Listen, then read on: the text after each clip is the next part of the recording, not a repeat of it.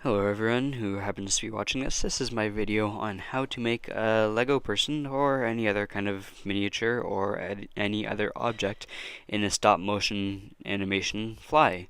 So we're going into picture editing software. This one's GIMP, and we've put one picture on top of the other in layers. You right click on the top layer and go down to add alpha layer.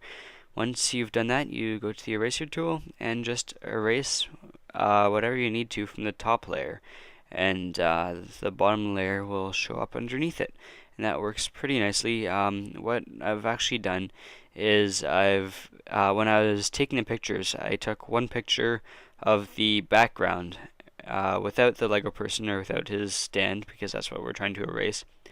And then I took the picture of with the Lego person and the stand in it.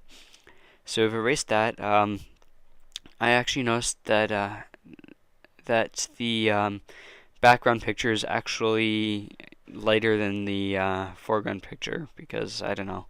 My camera doesn't have the best settings. I'd like to be able to change the focus and stuff manually, but I cannot.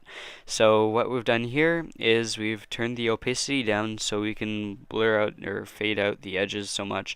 And since my background was lighter by accident, it doesn't look as jarring to see a clear line between lighter and darker floors.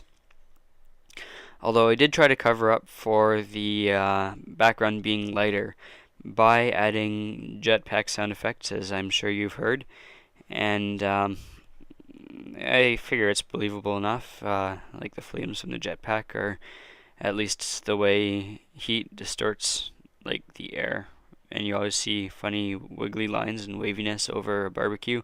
But anyways, here I'm just touching up the details. I did accidentally chop off a bit of his feet, but this is only showing up for 1/10 of a second, so people aren't likely to notice it if I just took out a little bit by accident.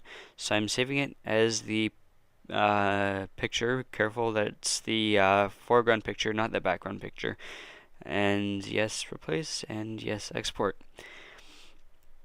So that's what you have to do. It is frame by frame, so it takes a long time. It took me like 4 hours to do my 13 seconds of video. I had I don't know, probably in the upper half of 100 pictures to do.